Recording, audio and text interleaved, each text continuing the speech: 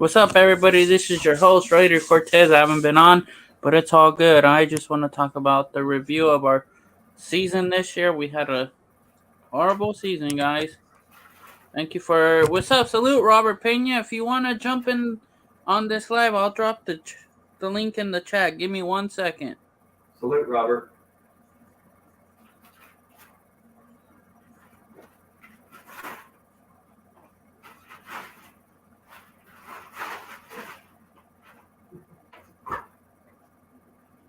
What a crazy year it is. Whoever wants to join the chat, I just dropped the link.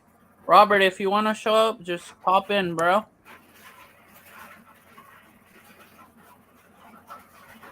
The StreamYard link is right here. Whoever wants to join. Yeah. Oh. It's crazy. Oh, yeah, Dustin's not on tonight. Robert Pena, do you want to join, Robert? You're more than welcome. I'll get you in here, bro. Yeah. I just want to ask, how do you guys like my thumbnail? Yeah, like I said, it's. I think it's hilarious. I like it. It's funny. It's a representation of frustration of Raider Nation, and I saw some Raider fans really pissed off. Said we don't deserve this, you know. Bitch, my freaking dad's dog just took a piss right here. It must have happened when I was gone. Yeah, if you guys want to pull up, we could talk. But I just want to get into some talk, real talk. I think, to be honest, I do not think. To be honest, I don't think Patrick Graham deserves to be our DC. Right by where the table. He does not deserve to be our defensive coordinator. Well, it's Old P, but I can tell you it's him though. And there's my boy. Hey, Robert Pena, your device needs to be.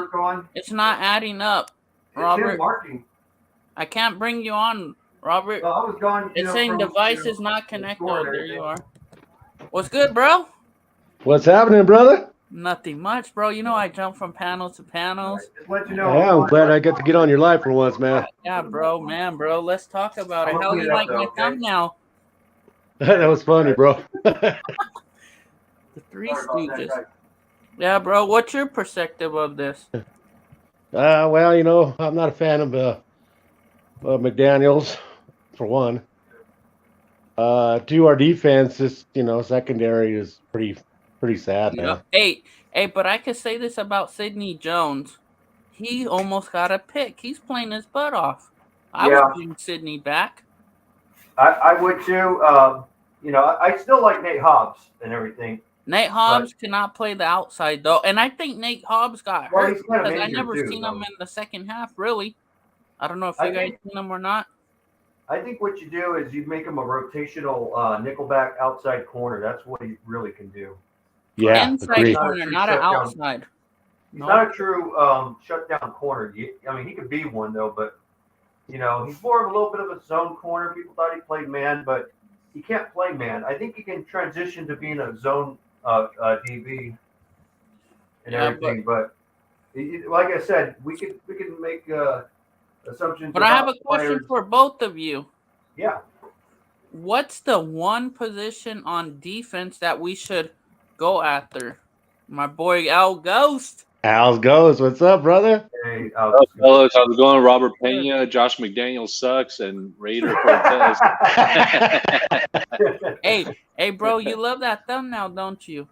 It's legit, man. I really appreciate it. Hey, Robert Pena, man, I see you in all the chats. I don't think you sleep, dude. No, not anymore, man. But after this season's done now, I'll get my rest. Yeah, I know. Cortez named this channel appropriately Raider Nightmare because we've been going through a whole nightmare this season. Yeah, it is. It's been a whole nightmare. We're supposed to put the nightmare to other teams, not us suffering the nightmare. Shoot, you know? This channel was in the works for like 2 years.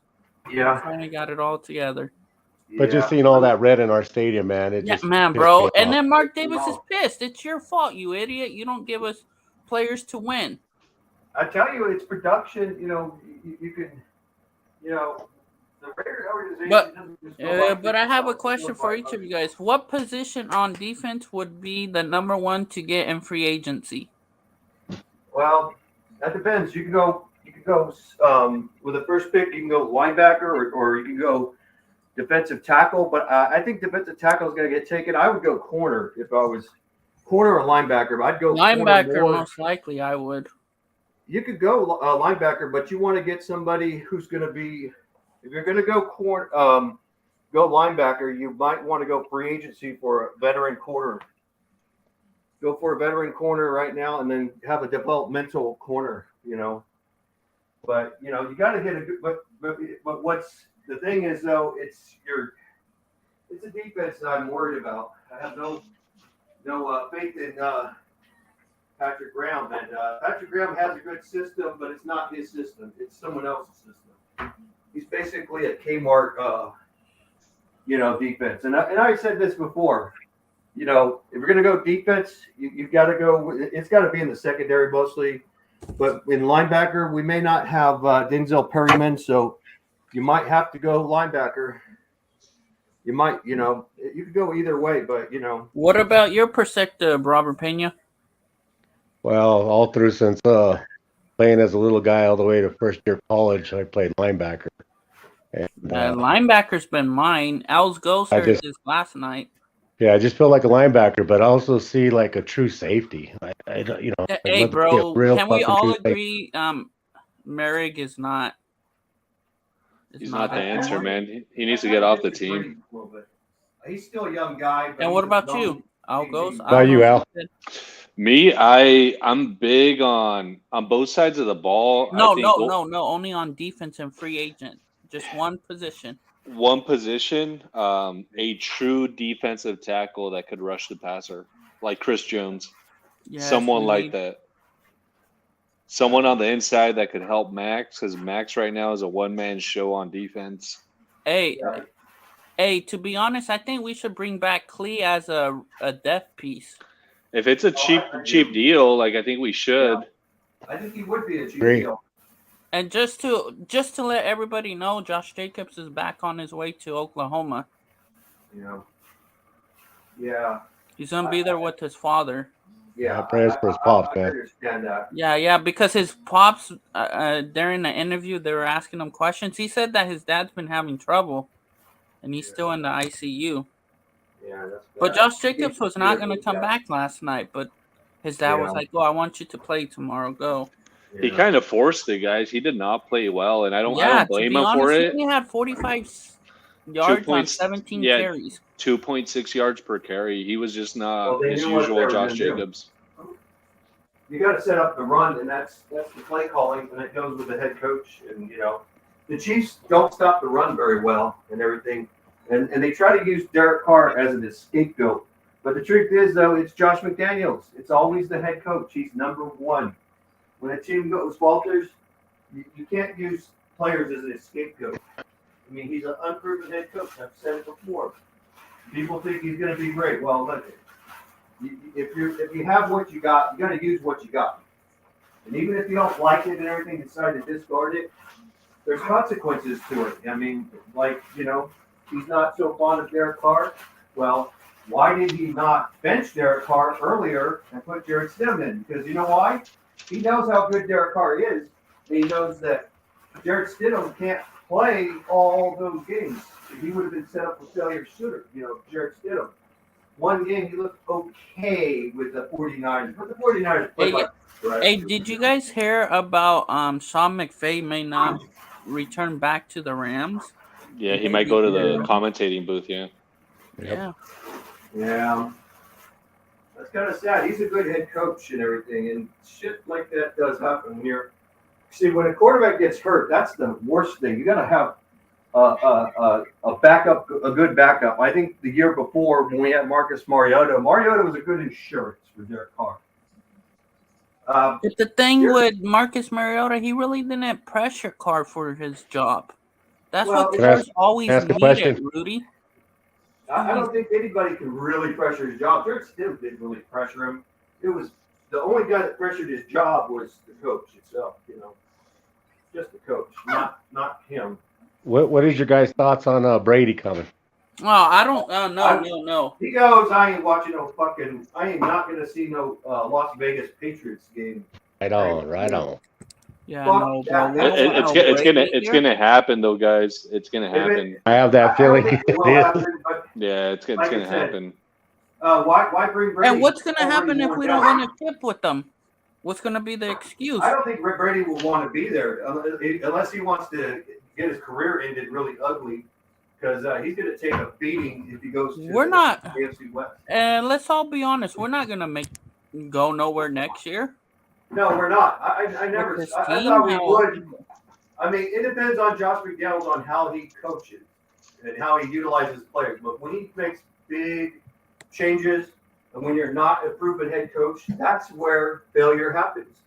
You got to use what you got. You know. Well, look at his stint in Denver. It showed right there that he's not the guy. Oh no, he's not the guy. He isn't. I mean, he could be the guy, but that depends on him. It depends on how he utilizes it. He can't be a Tom Coughlin guy, okay?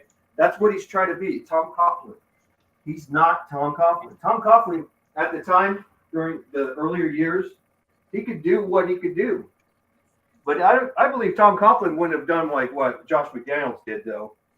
You know, he likes things his way, but he knows players that will work and he knows players that won't work. And Josh McDaniels And guess who knows, may be going to?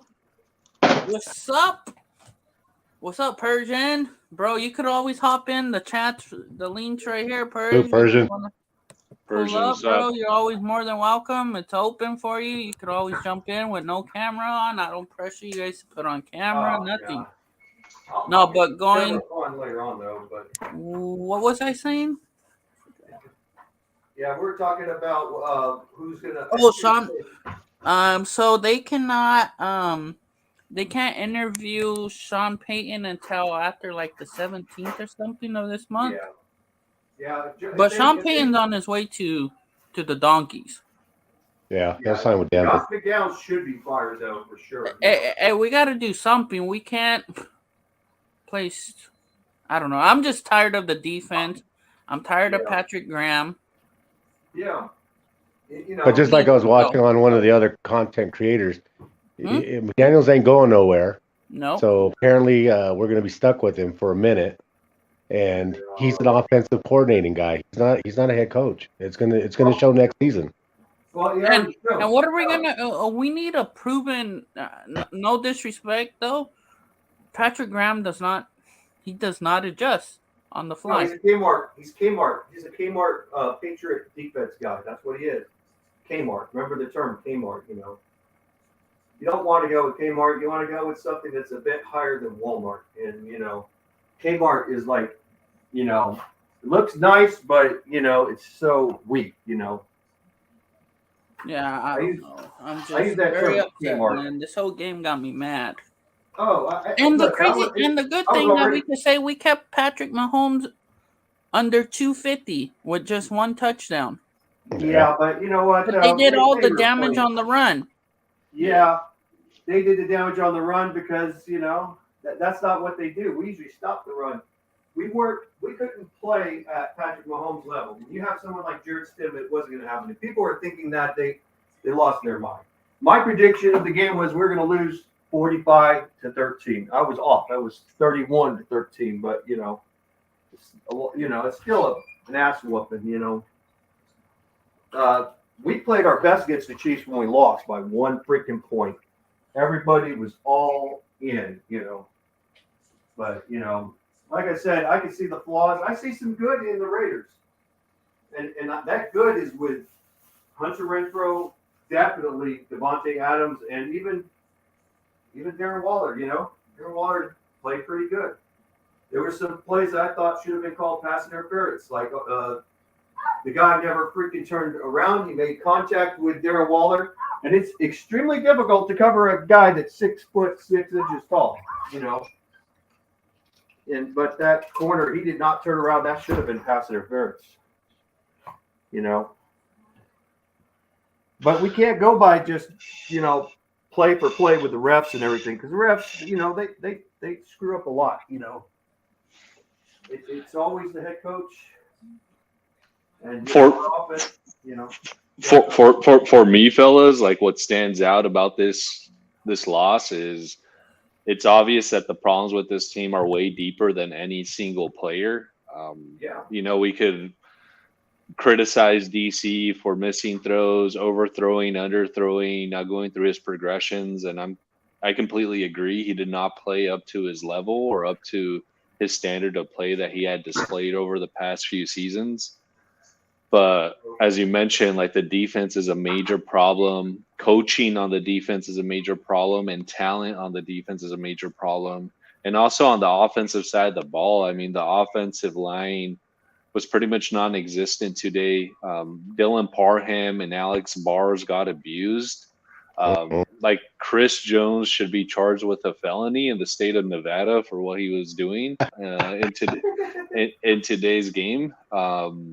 I mean, it was just complete, awful performance by the offensive line. And it goes to show, right?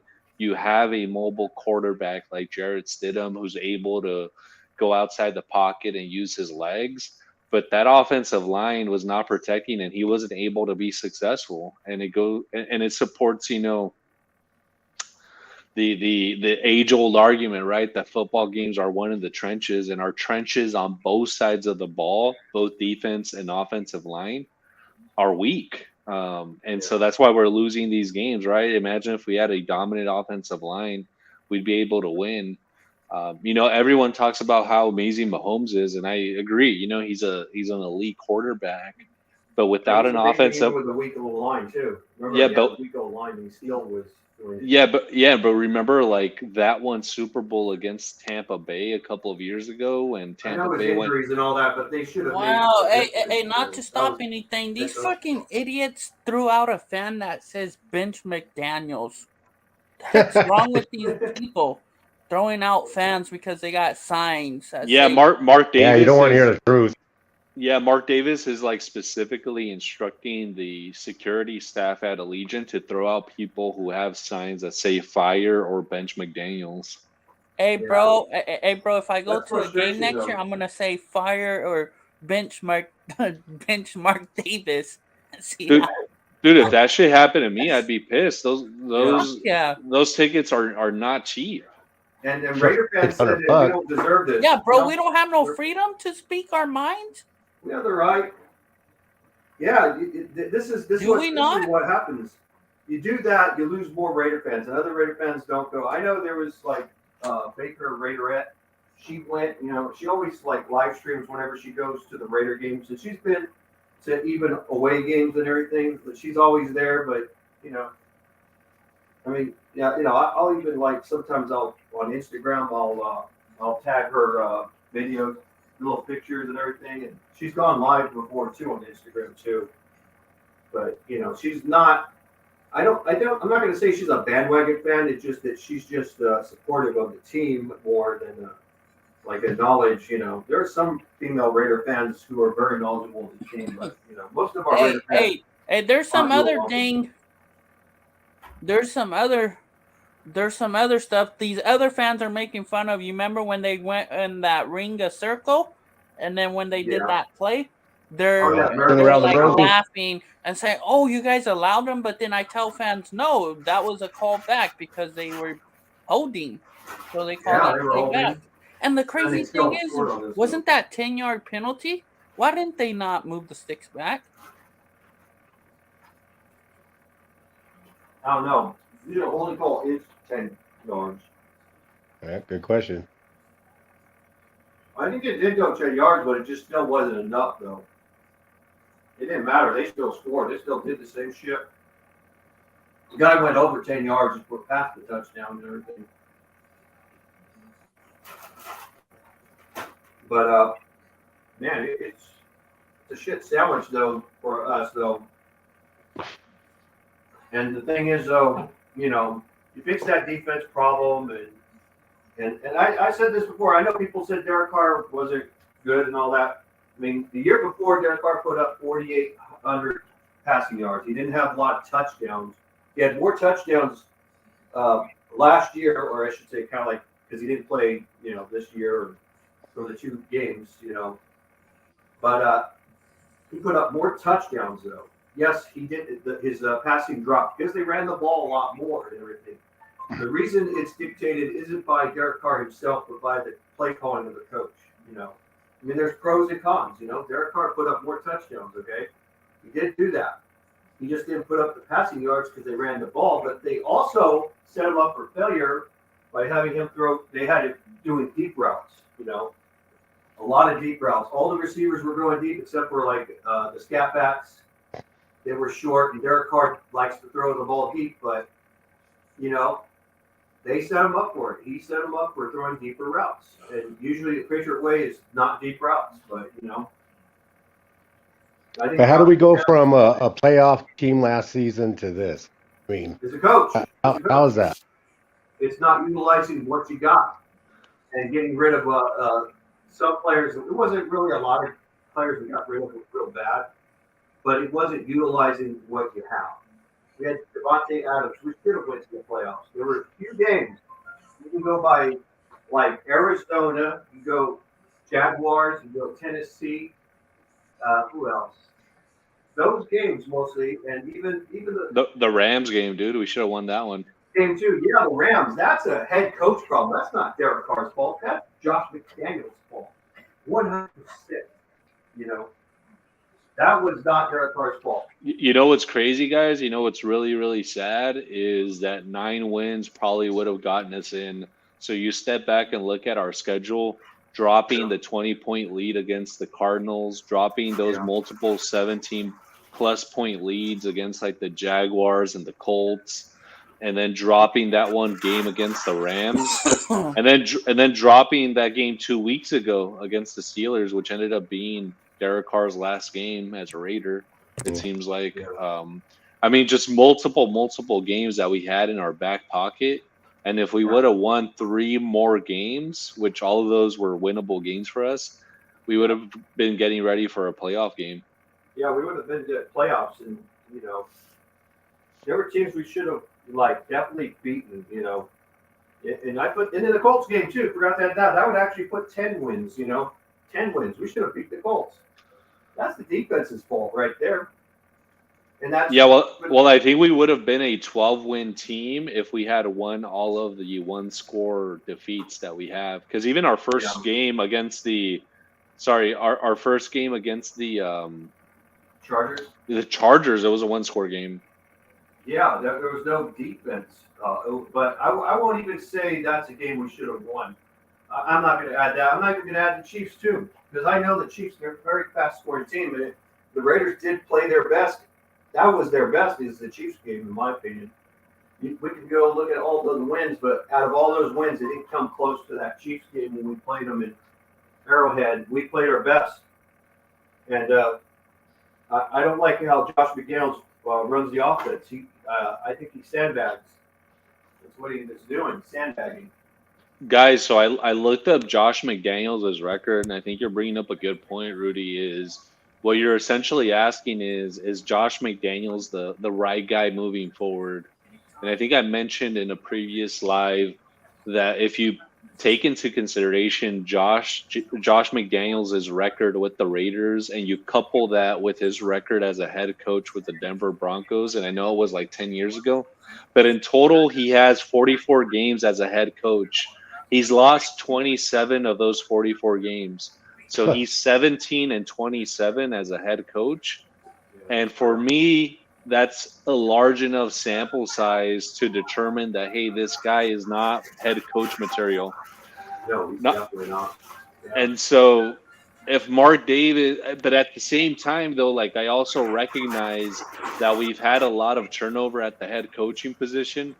For instance, since 1969, the Steelers have had 3 head coaches, guys. Since 1969, I wasn't even born by then. Yeah. 1969, the Steelers have had 3 head coaches. Since October 2021, the Raiders have had 3 head coaches. So there's been a lot of instability at the head coaching position. So even though I hate Josh McDaniels and I think that he's not a good head coach, I still think that we should stick with him just because we need some stability, No, it's like a guy who like. It's like a guy who gets like. Yeah, Go ahead. I think you do you keep a guy like Derek Carr. If you're rebuild mode and go with a different quarterback, you go with Jarrett Stidham, we're not going to win. Stidham's not the starting quarterback. Yeah, but what I'm saying is if you're using Jarrett Stidham, and then if you're going to try and get a drafted quarterback, or like I said, the best quarterback to draft, I've been saying this since day one, C.J. Stroud. C.J. Stroud. Sit him 1 year. He might not even, depending on what teams need quarterbacks, I wouldn't go quarterback. I mean, really, your defense is the biggest need. But if you could do, if you're going to have about $60 million, Rudy, in free agency, if you put majority 30 of that into the defense. See, that's the problem. This is what the Raiders did really wrong too. It wasn't Derek Carr's contract that's the biggest problem. Everybody thinks that Derek Carr is the highest paid player on the Raiders. He is not. It's Max Crosby. You gave him a giganto deal, and then you want to rebuild and everything. Well, that was your fault. You should have re-signed Derek Carr first, then Max Crosby. They didn't do that. That was a poor management right there by both Ziegler and Josh McDaniels. I know Max, he's worth the money, but you got to think about players that need. Derek Carr was the biggest need and still is. And if you go someone else, you don't know how good he will play under Josh McDaniels' system. See, Josh McDaniels has a very complicated system, and and it's going into the AFC West. If you want to win, you stick with Derek Carr. Rudy, what I've been saying is, and I think you bring up a good point, because everybody talks about how complicated Josh McDaniels' system is. And the argument that I've been making is just because something is complicated doesn't mean that it's good. For example, if I give Cortez a recipe with 100 ingredients and 200 different steps to make that recipe, there's no guarantee that the end product, that the dish is going to be that's going to taste any good. In fact, the tastiest dishes are simple: steak, salt, and pepper. Throw that bitch on the grill. Ain't that good? You don't need so much complication. These players, when they're on the field and thinking so much, when you have so many players, especially nowadays, all these combine freaks who are running 4.3, 4.4s, it's a speed game. So which player could get to their spot the fastest, right? Yep. So if I'm taking an additional second, especially on defense, to think, where am I supposed to be? Am I supposed to drop in coverage? Am I supposed to blitz? Am I supposed to pick up the slot receiver, the outside receiver, the tight end, or the running back? Yeah. That's wasted time, right? It's all based on reaction. So I think the more simple the system, the faster that these players could play, the more free they could play, and the more successful that we could be, right? Instead of having all these guys, for instance, case in point, Rudy, when we play the Chiefs in week 5, which I think it was week 5 in Kansas City, and you have Devontae Adams and Hunter Renfrow, who are two of the best route runners in the entire league, run into each other, that tells you that the system is too damn complicated because they don't know which routes to run, right? Exactly. Like they don't know which routes to run. So I don't know about you guys, but I never saw Hunter Renfrow and I never saw Devontae Adams with the Green Bay Packers run into any receiver. But maybe I'm wrong. Nope. You're right. You're exactly right. And I said this before. I actually said this earlier. Is you got to go. You can't start out at a high level of your coaching. You want to go with level. You got to start out with level 1, and then you got to simplify. And Josh McDaniels doesn't do that. And if you bring a quarterback, he's going to get ruined worse than like Derek Carr. Derek Carr is a workable guy, and he can work with any system. But if you make it too complicated for him, even a guy who's very workable for the system, even though he's never learned the system before, I mean, he can learn it really quickly. He can. But it's not him in general. It's all the other players like you're doing. And then, they're starting to get better. Well, they're learning the system. But it's because Josh McDaniels decided to go from level 10 to level 3 or 4. And that's why the players were playing better. It wasn't because of Jarrett Stidham. It's because he did settle down. And that's where I said he was sandbagging. Right. And I think that the other thing, which I think is a hallmark of coaching. This is what I think when I think of a good head coach, guys. I think a good head coach is able to get player A and highlight player A's qualities, right? You maximize his attributes and you minimize his weaknesses. Instead of having a head coach that is so dead set on his system and is so hard-headed to have these players fit his system, right? So, for instance, if I were a head coach and I was having these meetings with Derek Carr and I'm trying to win because I told the fan base that this is not a rebuild, that we brought Davante Adams because we want to win this year, then I'm sitting down with Derek Carr and just having a straight-up conversation with him and saying, hey, Derek Carr, what is it that you like to run? I'm having a conversation with Davante Adams. Hey, Davante Adams, what do you like to run? Hey, Renfro, I know you like being creative with your routes. What kind of routes do you want me to insert in the playbook? Because ultimately, as a head coach, my job isn't to show the world that my complicated ass system is successful. My job as a head coach is to put these players in the best position that they can to succeed. Yeah, I agree with that 100%. I agree with you.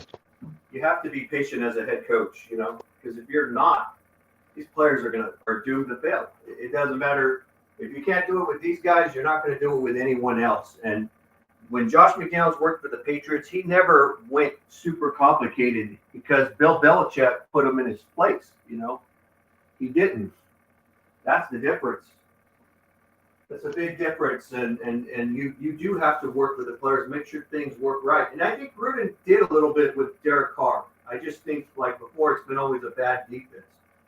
And Gruden, I think he was too emotional, going with people because they're his friends, and like Paul Gunther, and then finally he went with a guy that could replace him, in his opinion, thinking that Gus Bradley would be a better replacement, and he kind of was a little bit, but except for the coverage was much worse, And I think the run stop was a little better with Gus Bradley, but the pass coverage, zone defense, it was terrible, But, I mean, looking into, I think those are good points, Rudy. I mean, looking into next season and future seasons, like I don't like being the negative guy, but I think this shit's gonna get darker before it gets better, guys.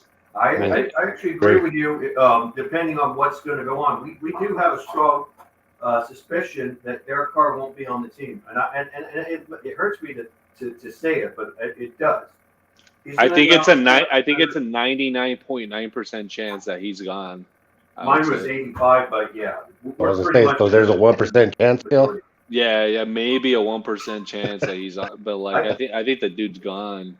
No, he's done. Well, because they did him dirty, and I think obviously, he's a scapegoat, and he's a Christian, he's a very good man and all that, but I think he's also very prideful. I think he's very, very prideful. Oh yeah, he's prideful, and he doesn't like the way that he was treated. And so I think he's gone, dude. I think he's gone. Yeah, I think what's going to happen is they're going to try to trade with him, and Derek Carr's going to say no. I think this time he won't be traded because they're gonna ask him to trade, right? Because it's up to him. He has no trade clause. They release him, give him $60 million, with his other money that he had and everything, because and then they'll his guaranteed contract is through here, but if he got hurt, like they said, he's gone, and then what happens is they're not going to. I don't think they'll draft a quarterback in the first round. I think they'll probably feel like, we'll just build up a guy they'll learn from Jarrett Stidham, and they'll just draft a quarterback maybe in the third or fourth round, maybe even later. They're not going to look at the top guys. I just don't think they're going to do that. Definitely going to be interesting this offseason. Oh yeah, it's going to be real. It's going to. The only thing I would say is that Mark Davis wants to really save this because he's losing fans. Fans don't want to go to the game, and that does add revenue to the Raider Nation, and people may not realize it. But you know what, Rudy? Just to quickly comment on that, I don't think Mark Davis actually really cares about that, because whether or not stadium is blacked out, or whether or not it's filled with red from the Chiefs or red from the Niner fans. All of those fans are paying their ticket. Last time I checked, away fans also pay for their ticket. So ultimately, the color that's coming in is green, and you know what I'm saying. Yeah. Well, it's more than just that, though. It's beyond tickets. Everybody thinks it's always tickets, but it's ratings, like a TV and all that. The merchandise, too, it adds up. He will worry about it because he's losing money already. He's already losing money. And eventually, I think within maybe 2 or maybe 4 years, he'll be he's going to sell his stocks, or his mom's stocks, I should say. And then he's just going to be out of it. He's losing money. He's not making money. He's losing money. He's not doing well. Yeah, I think he's more worried about his basketball team than he is about the football team. Well, his basketball team ain't really shit, And his 20-year-old girlfriend, right? Or however old she is, He needs to concentrate on getting a fucking barber. Yeah. What do you think about the game and the season, Robert? I'm curious about your thoughts On which one? This one? on the game, and then also just generally the season. Yeah, this game, and then just I had us at 12-5, Al. I did 12-5, man. I was so hopeful, like all of us, looking at this coming in. We get Devontae. I mean, come on. Yeah. And then all of a sudden, everyone's had us sold on 6 rings. This motherfucker's bringing over to us, and no, I wasn't already secure with that anyway, because I already knew he got those under Belichick. But it's just to go see our level of play diminish the way we were getting, handing people their ass right off the bat with these zeros and shit, and letting them come back on us. I've been a fan since 1976, man. Damn. And to see that kind of bullshit, it was just, oh my God. I don't even have the word. I don't. Are you a Bay Area guy, Robert? No, I was born and raised in Denver, Colorado, brother. Oh, really? Wow. So Donkey Country Raider fan out there. Look at you. Yeah. Oh man, all my family's fucking Donkey fans, except my primary kids and my wife. But I got to deal with these assholes daily. Yeah, my grandfather. Hey, but at least we swept the donkeys this year, so. That's the only thing I could take away from that. Yeah, that's the only thing we did good. And yes, Josh Jacob got over 1,500 yards rushing, maybe I think more. And then Devontae had over. Salute, Circus. My bad, guys. That's no problem. There he is, Cortez. That's the only good. It could have been even better than that, too. Should have been even better than that. That's crazy. Cortez takes naps during lives a little bit. Nah, bro. I'm doing. Wake up, Cortez. Wake up. I'm trying to get dinner situated real quick. I was getting ready to do the same thing, bro. Yeah, he's a care provider. I've done that job before. What's on the menu, Cortez? Some complicated ass recipe or something simple? 99.5 recipe dishes. In here. Oh, shit. What was that? Oh, Circus Raiders up in the building. Circus, my man. It's always Circus's fault, though. Oh, I thought it was your uncle yelling. Hashtag Circus's fault. Yeah, I'm fixing food for my dad too. I'm not a care. Hey, gentlemen. Cortez, I'm sorry. I'm gonna step out and go eat. Really appreciate you letting me be on your show, bro. Al's Ghost. Yeah, man. Salute, brother. You need to get your own show partner, man. You got a awesome fucking football mind, dude. For real. Appreciate Rudy, it, Robert. Yeah. Pleasure meeting you, sir. It's no problem, guys. All right. Stay blessed. Have a good night, man. Peace. Good night, man. All right, Robert Pena, thank you for showing up. I'll be right back. Give me 1 second. No problem. We can discuss. Cortez is taking another nap. I'm fucking around. Rudy. So I have a question for you, Rudy. Sure. I have a question for you. So, on a scale of 1 to 10, I've been asking people on a scale of 1 to 10, taking McDaniels out of the picture. So just don't focus on McDaniels. Oh yeah. What's your confidence level in Ziegler in making the right draft picks on a scale of 1 to 10? Just Ziegler, just focusing on Ziegler. From 10 being the highest confidence. I'm gonna say, because we didn't have a first round pick, I can't really judge on that. So I might say he could probably get a good pick. I'd say probably I know I don't like Ziegler either, but I think he could be an 8 at the best. I think 8. I'll be fair, you know. Oh wow, that's impressive. Yeah, because I have to look at his history and everything too. But like I said, draft picks don't always win you games because the Cleveland Browns had the best draft class. They were A+ in all their grades, and they didn't go anywhere. And this was before Baker Mayfield too. You know, they had the right guys. It was just the coaching. The draft class doesn't make your team better. What makes you better is having a better coach who knows how to use them. That's what works. So you know, we might have a good draft, maybe. What'd you think of the draft picks this year? I think it was. I didn't really hate it because you had to sacrifice. It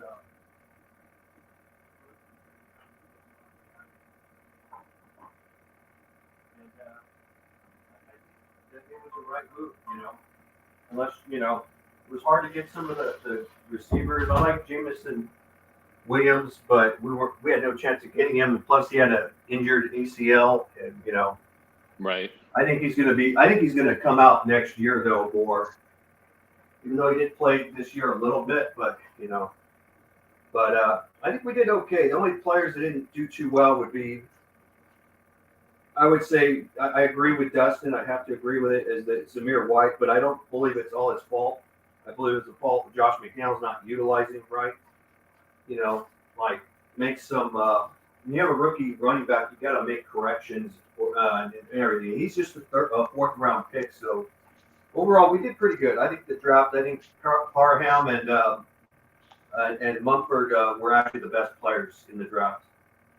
That's what I think. And I think when you have better draft capital, that's where I think Ziegler's going to get the guys. But yeah, it depends. If he's going to go quarterback, I don't think they're going to go quarterback in the first round. I just don't. Yeah, I think they might. I think they might go like best defensive player available. Yeah, I think they're going to do that. They might go quarterback in the third or fourth round, or even later rounds. But yeah, I don't think they're going to do it because brother. I'm back. My bad, guys. I still don't think they'll draft a quarterback in the first round.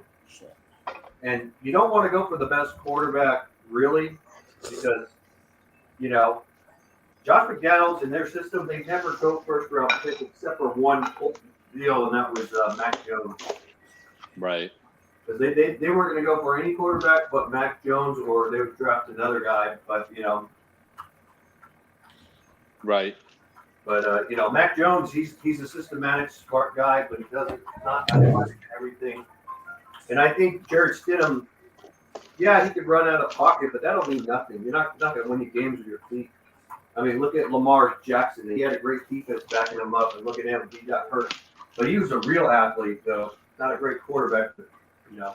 You got to have, I mean, the pocket present quarterbacks, I know some people don't like them, but they're what wins games. I mean, Tom Brady, much as I hate that guy, he's a pocket quarterback. Yeah, I mean, the old saying is, you know, it's eventually going to be third and long. You know? And you got to win on third and long in order to sustain a drive. And you know, when it's 3rd and 10, 3rd and 12 or whatever, you're going to have to throw that thing. Yeah. And Jarrett Stidham can't throw the ball very well, even when he's not running with his feet. Because even though he's a scrambler, he's not a scrambling passer. Derek Carr can scramble and throw the ball. He can, as long as he's going on his right side, you know. Yeah, I mean, I think Derek Carr definitely has a stronger arm too than Jarrett Stidham. I don't think Jarrett Stidham could throw it as far as Derek. Yeah. Well, Derek Carr can throw the ball quicker too, way quicker than Jarrett Stidham. I mean, Jarrett Stidham, he just, you know, yeah, he could be a great backup, but he's just not starting material. Hey, Circus Raider, I'm about to drop the link if you want to pull up. You know. Circus's fault. It's all Circus's fault. Oh, shit. Let me go grab this real quick. I should have changed my name to make it funny and say Ask Clown Josh McDaniels. Might be a little too long, but, you know. But, you know, it's always a system, and I said this, and I heard David Carr talk about his brother passionately, and I understand as an older brother because I'm about the same age as David Carr. I would stand up for my brother too. Wouldn't like anybody criticizing him, and he was really mad, and he said it was the organization that failed, not Derek Carr. He said Derek Carr poured his heart and soul. He worked with everybody. He never questioned anybody. He just was there to try to help, do his best, and everything. And he was right. And then the Mooch. There it is, Circus. If you want to pull up, just show up, bro. Mooch even agreed too. Mooch right here. Mooch said that Derek Carr, if he goes to another team, he'll have more success than the Raiders are going, this coming year. That's a sad thing if Derek Carr's gone.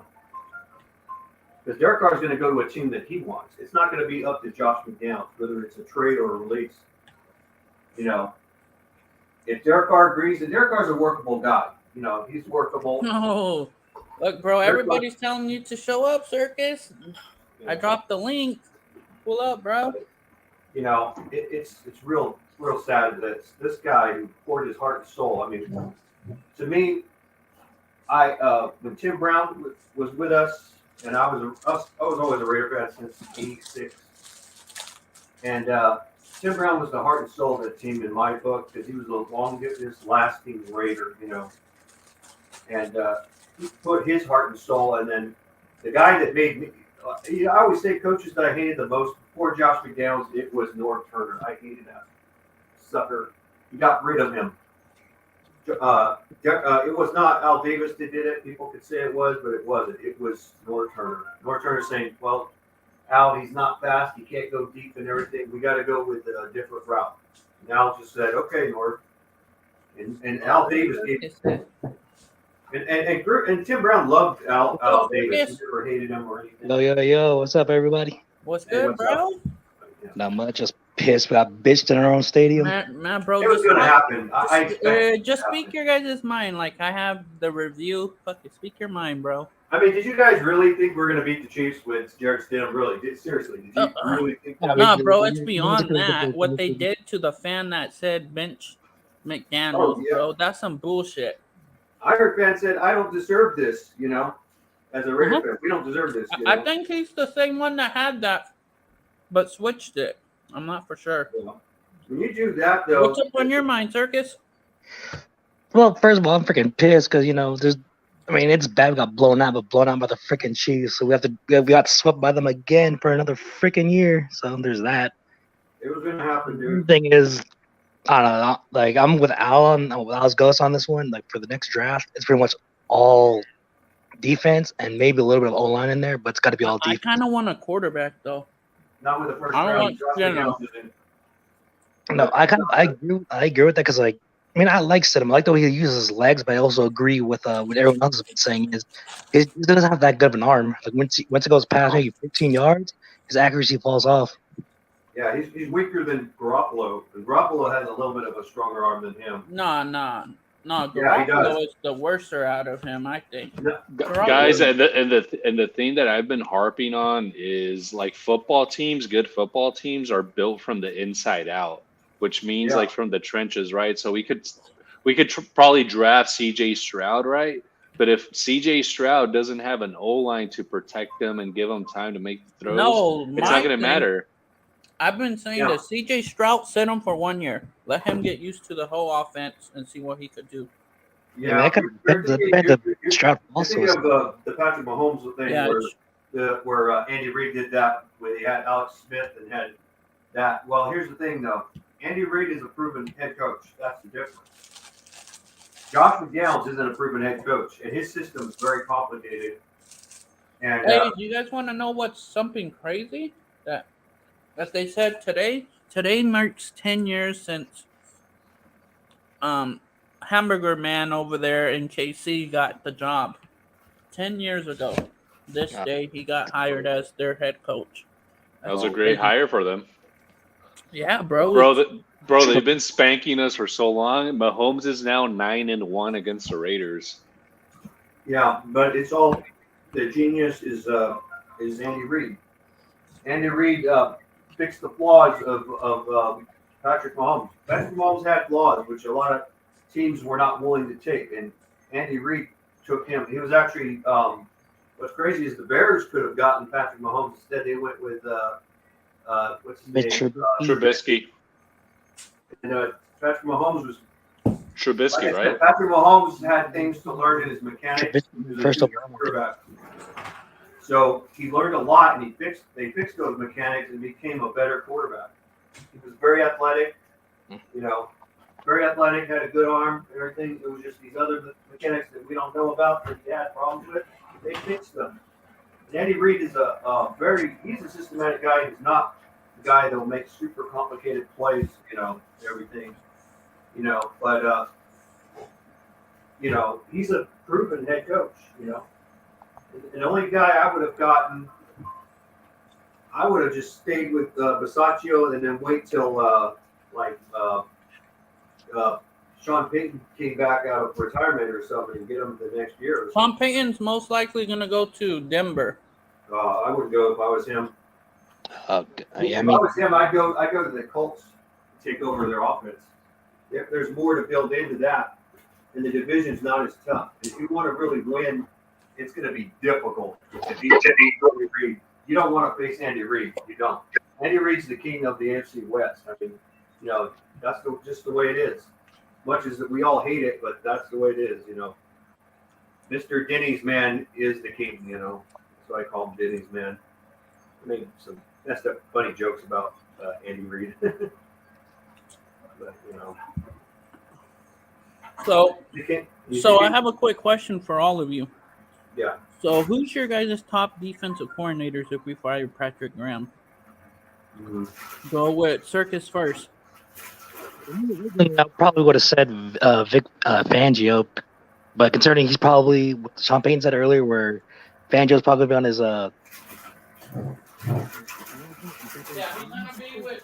I have to look into it a little bit more. Originally, what I wanted this offseason, I wanted who did the Giants hire? That one defensive coordinator from the Ravens. From the Ravens, what's his name? I I'm trying think back when he first started, I think he was part of our staff. Martindale. Martindale. That's who originally that's what I wanted. Of course, he's Giants table. Yeah. And my other pick would have been Fangio, but considering Sean Payton's coming back, he's probably going on back to his coaching staff. Now I don't know what to believe. I don't know who. I got to look more into it. Yeah, bro. Like I already said, my 3. Rudy's heard it. I don't know if you heard it, Al Ghost. But go, Al Ghost. It's your turn. Who would be your 3? Yeah, I mean it's Vic Fangio. I've been pushing Vic for the past several months, dude. I think that guy's a defensive wizard. He's probably the best defensive coach in football. I think he also has the added benefit of having been a head coach for the Donkeys. He knows the division through and through. Mm-hmm.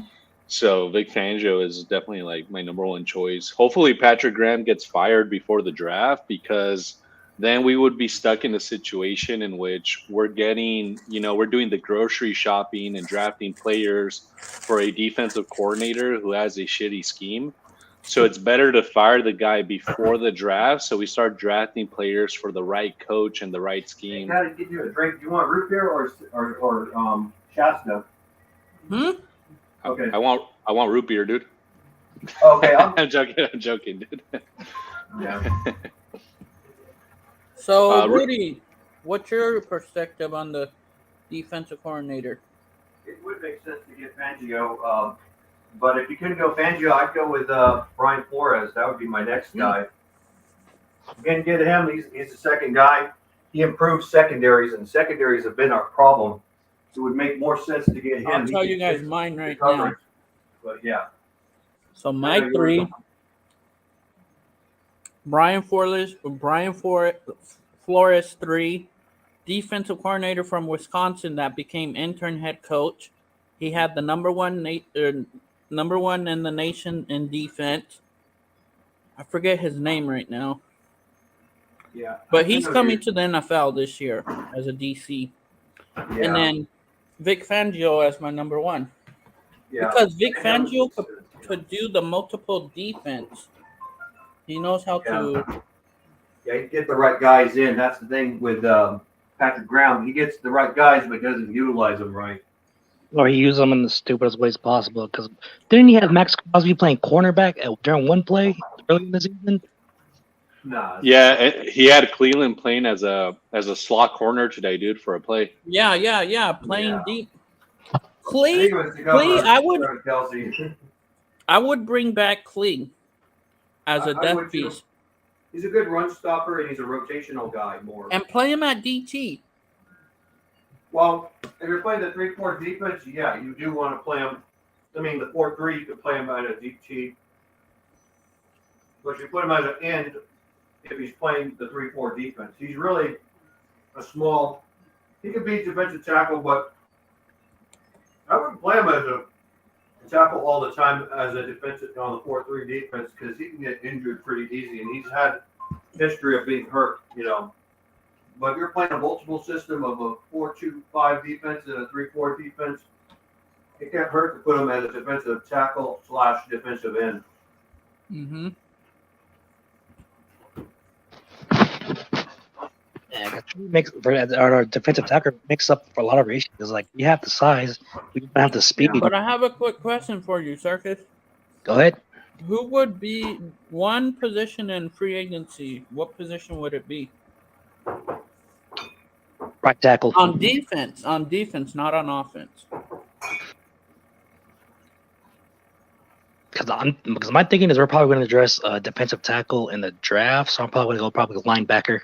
Yeah, everybody. Go said it. I said it. Because like for as bad as our cornerbacks have been, our Achilles heel hasn't really been the deep ball. Our Achilles heels has been like the The five. short, the middle. Yeah, the mid. That's rush, you mean. Like even if you because like I was at the Niner game last week.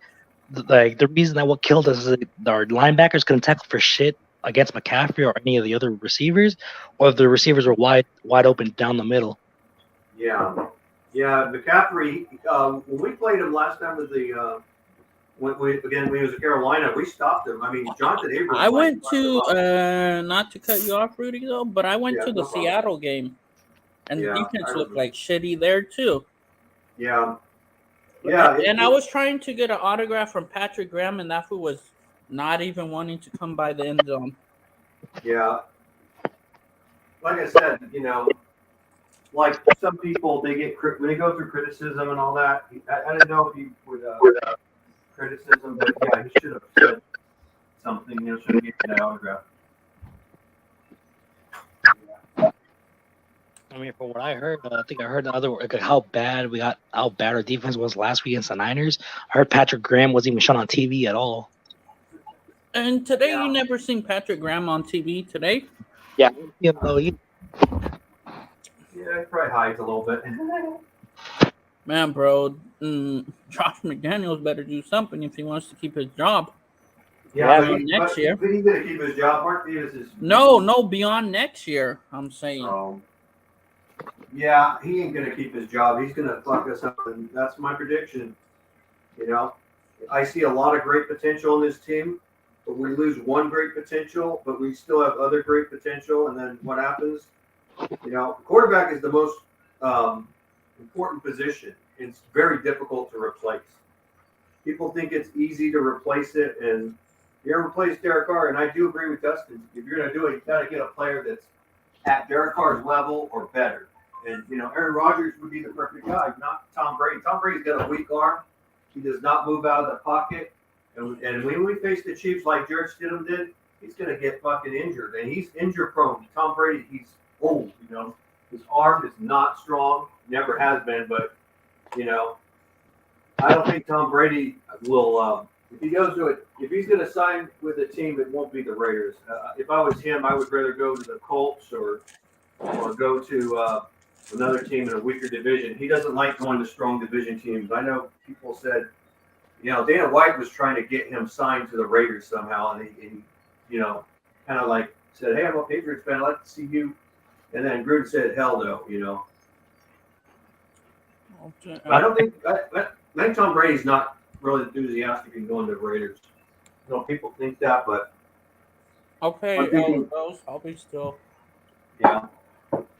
Another thing to add on to that, when it comes to great teams, they need to have a good defense because Yeah. like Main reason, like saying we have New England, James New England, the reason why they're so successful. Yeah. Brady can be. You can't stop him. Even though it's kind of pissing me off saying that. But, Do you guys want to do a mock draft when our Ghost comes back? I'm not sure. I mean, I would. I haven't done my research yet on college players, so I pretty much. So I'm gonna ask you, I'm gonna ask both of you, and then I'll tell you my favorite. What was your guys' favorite in any game this season? What was your guys' favorite play? Circus, are you there, Circus? Yeah, I'm just trying to think about it. I mean, I'm gonna be biased since I was at the Niner game. My favorite play probably has to be the where Stidham kind of scrambled to the left side of the field. He got hit, but he threw it to Devontae for that touchdown. Oh yeah, when he went to the sideline with his mouth bleeding or something, wasn't it? Like, that was the one where he scrambled to the left, threw it to Tay. Tay went in for the touchdown. Stidham got back up, like shook it off, and blood coming out of his mouth.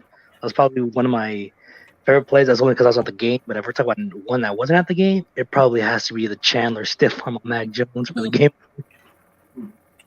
I got one, or I could say two, but I'll let Rudy go before me. I have one better than that, way better. And actually, this is why I say Josh McDaniels does have nice plays, but doesn't utilize them.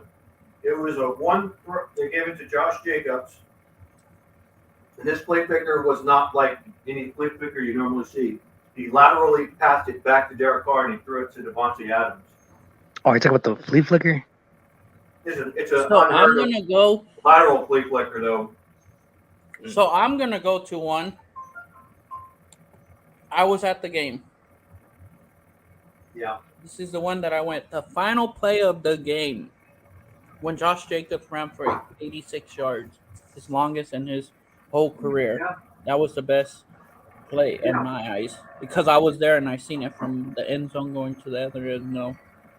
And that play wasn't supposed to happen. It was supposed to be a sweep. Yeah. It was supposed to be a toss to the left, I believe.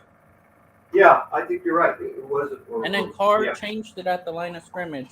Went for a nose dive in the middle, and he went 86 yards, like we're saying. Yeah, that was a right move by Derek Carr. Dang, Dobbs just threw a pick.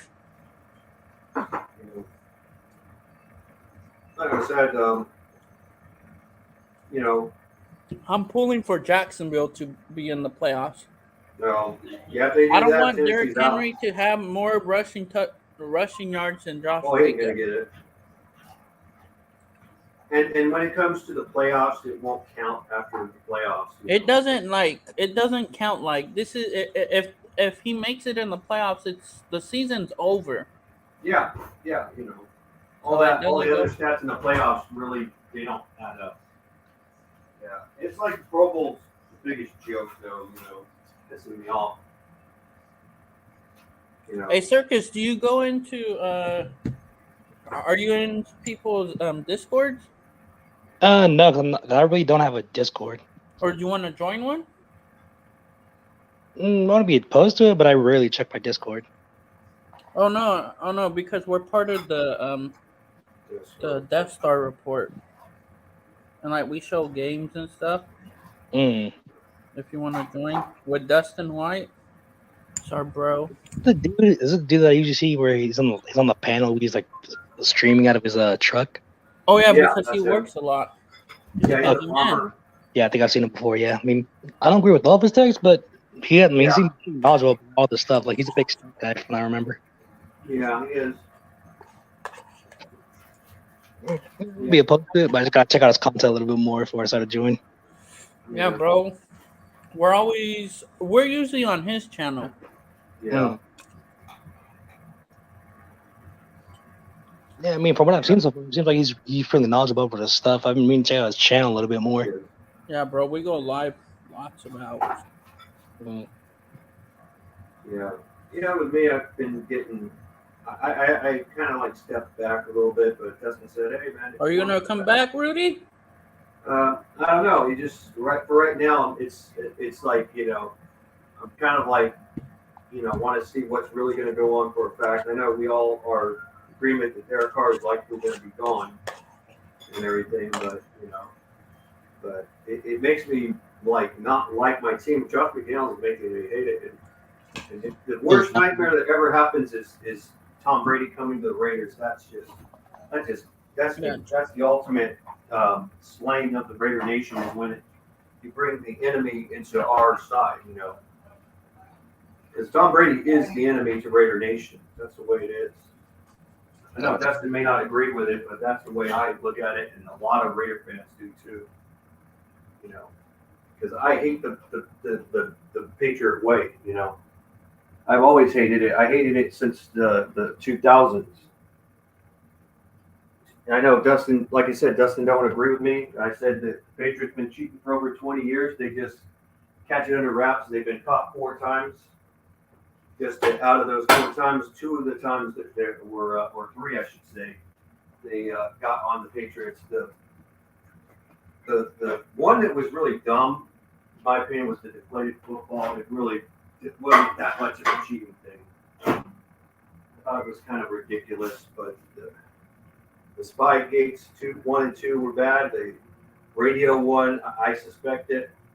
You know, once you lie and cheat, nobody respects you. I don't respect the Patriots. I had respect for them with Bill Parcells, but I had none with Bill Belichick. So, it's when you cheat. You know, people say if you ain't winning, you're not cheating, you're not winning. It's a different ideology for that Raider Nation. It was taking cheap shots and beating people up. That's the cheating we did. We didn't do this other crap, taking shortcuts. Ours was to demolish the team. That's what we were. We're demolishers. That's the old Raiders. We've evolved since then. We're not that same team. We're not demolishers. You know, that's the old Raiders.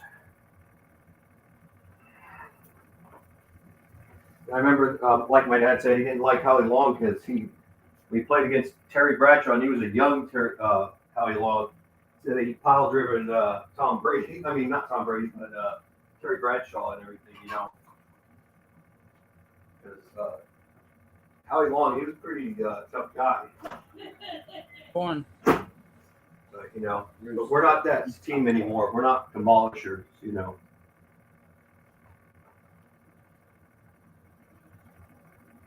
But I'll say the teams that we played I think Patriots was a impressive team except for their offense, but their defense was really good. I think the Chiefs also the Steelers had a good defense too. The teams that didn't have a good defense that we shouldn't have lost to was I hate to say it, but like the Broncos, their defense is overrated, but we beat them. But Cardinals, their defense, yeah, it was suspect, but you know, it was suspect. We shouldn't have lost to them, but you know. But I thought the Steelers and Patriots had very impressive defenses. I was real impressed with their defense. But, you know, if we're going to win games, it's got to start with a defense like everybody's saying. But, you know, the old Raiders, we were always defense. We had good secondary. We did blitz and we run stop. That was the old Raiders. We're not that same, you know, like the Steelers, their ideology is still the same, you know. Yeah. It hasn't changed. Ours has, and that's the problem with our Cuba butter out. You know, you could change game plays and all that, but it's the atmosphere of defenses. Defenses change, but just go enjoy your cigarette. I'm going to, but we're always a defense team. That's the name of the game. Defense wins the championship because it doesn't matter how many points you score if your defense gives up double that. Yeah. And we scored in every game, but going back to that New Orleans Saints game, that's where we messed up, not scoring no points in a game. Yeah, that was an everybody thing. That was Josh McDaniels and the whole team. No, it was the whole team, regardless. If you lose, you lose. It's a whole team's problem, not one side of the... You notice I said Josh McDaniels and the whole team. It was both. Everybody. Yeah, everybody. Even Carr takes it. Yeah. Derek Carr does, like I said, I'm not going to say that Derek Carr was never at fault. Every player's at fault. You can say Josh McDaniels was. And the Josh thing, Jacobs was at no fault. disrespect to Carr, but the thing, like, he just takes accountability. Like, he needs to be more when he goes to his new place. Like Carr's not off the team yet. He's still part of the team. Yeah. Well, for me though, you can put all you can say all you can about Derek Carr, but at the end of the day, no, Josh McDaniels didn't make it where it's going to be good for him and the rest of the team until later on. He did do that, but he didn't do it with Derek Carr.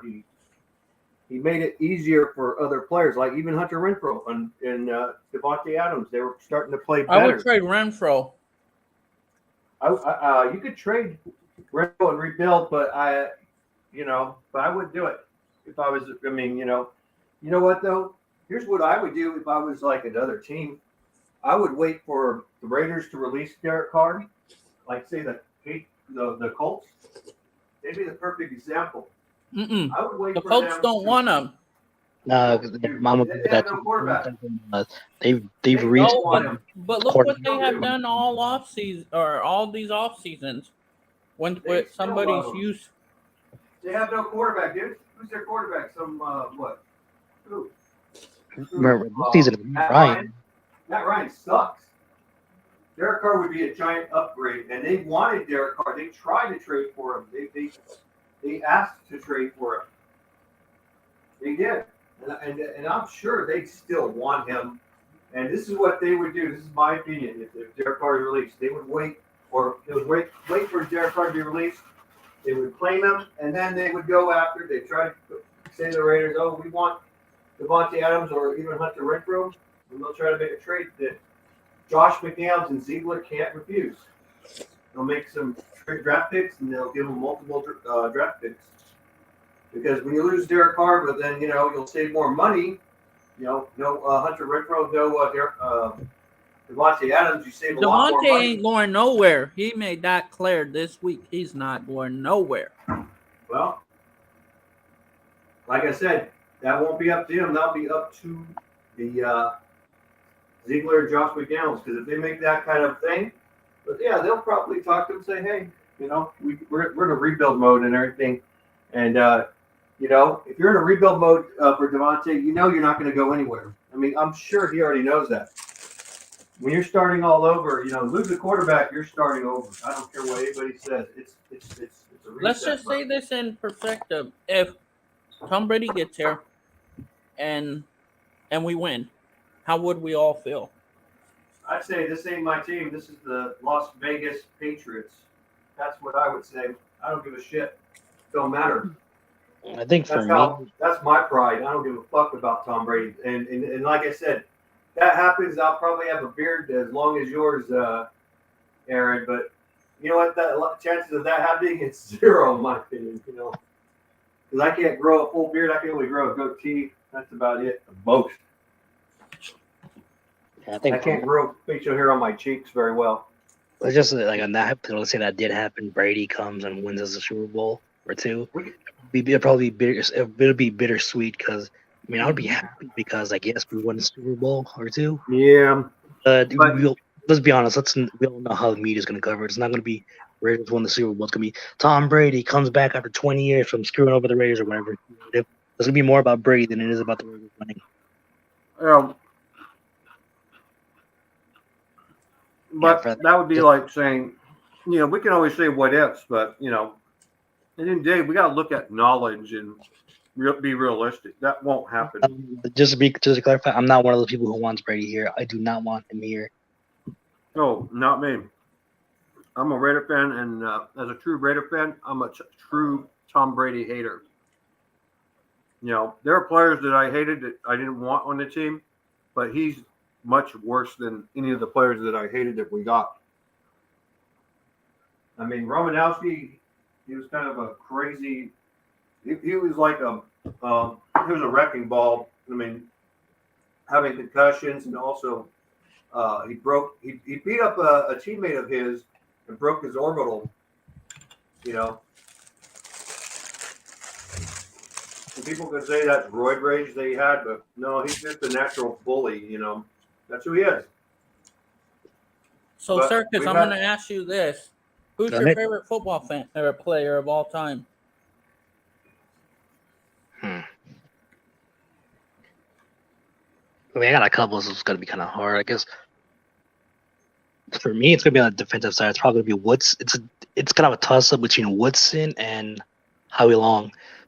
Like for Woodson, because I'm so old enough to kind of remember him playing. But when he talks about the Raider mystique, Long Mine kind of, goes way, way back. yep. I mean, if we were talking about more recent, I mean, Woodson's still kind of there. But probably you want to be more No, recent. my all-time favorite player is Willie Brown. Yeah, The oh, man. reason that I have mad respect for Willie, as a player, he was a beast. But more than that, you remember on draft nights, he would say, "Oh, Mother's Day is coming up. Always think Yeah. about your mother. Your Yeah, Mrs. yeah, Davis is I gonna remember be. that. Oh, I can't tell you about her age. Like that's what because I recently lost my mom. It's gonna be a year Tuesday Yeah, You hear that, man? that she's been gone. So it's been like Yeah. tough this whole year. This whole I last was pissed. I've been pissed last off that year. Willie Brown didn't go to the Hall of Fame. And until like they Willie gone after Brown, God. because the fact that he brought up Mother's Day and how close I was Yeah. with my mom made me more of a Willie Brown fan as a player, as a person, and as a human being, all in one. Yeah. Yeah, Who's yours, Rudy? it's really hard. If I would say offense, say heart and soul. Huh? I like Derek Carr, but I'm going to say Tim Brown, my offensive player. Charles Woodson as my defensive player.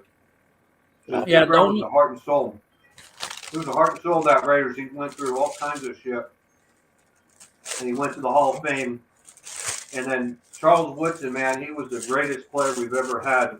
And the crazy thing is with that, guys, didn't Charles go as a Raider into the Hall of Fame? Yep. Yep. Uh-huh. But he'll always have mad respect for Green Bay because, you know, he went to the Super Bowl with them too. But, you know, but his career started with the Raiders and it ended with the Raiders too. Mm-hmm. And I got Yes. his Guess I who showed was you in guys- the press box with Mark? Yep. Charles Woodson. He was pissed off. I see him. Per game. He was telling him something. He was pointing down or something, telling him. Yeah. Like no one, he's a defensive guy, so he probably knows what was the wrong play calls Yeah. and all that stuff. He was calling it on the spot. I can already tell because Watson's that Yeah. type of guy. Yeah, what's Oh, the yeah. belief? Hey, Charles Woodson would make a great defensive back coach. I mean, he's one of the goats of a DB, so he for sure. Yeah. I mean, Rod Woodson was a DB coach too, but, you know, Yeah, we all know. he was a Steeler, but he was always a Raider fan though. Who? Rod Woodson Rod Woodson. played for us. Ron's a coach in Las Vegas. Yeah, he was a DB coach, but before he did football, he was always No, grew he's up a- Raiders fan. He's a head coach of the. No, I'm saying that he was a DB coach for the Raiders. He was. Yeah, DB, but now he's a head coach of the XFL, the Oh, Las Vegas Vipers, I believe they're No. called. yeah. Oh, I like excellent. Rod Woodson. How's it going? Oh wow. I mean, Yeah, there are players I like that aren't Raiders, you know, that became Raiders later on. I mean, like my Jerry Rice. one. There's one player that I do not like. It's a Raider. A player, and he's. What player you guys think I'm gonna say? Did he play for us? Hmm? Did he ever play for us? Nah, he played. He's played against us. He's in this division. Let me see. Patrick Mahomes. Hermit. Yep, I was gonna say Mahomes too. Yep, Kermit the that's the Frog. most hated player I hate. bro. Darlene. I don't hate the guy. I just don't I like hate him. him, man. With the He's a weird- stupid talking, sounds like a frog. He sounds like a And to dweeb. be honest, I feel like he kind of like. Why didn't he wear the shirts like the other players did? Why did he need to wear that red with DeMar Hamlin's picture in the back? Why couldn't he wear a shirt with his teammates? Why did he have I to don't wear know. something different? I don't know. But yeah, Patrick Mahomes, he looks like a giant 14-year-old kid. And he needs to get some sun because he looks really white. He's whiter than I am. And he's biracial, you know.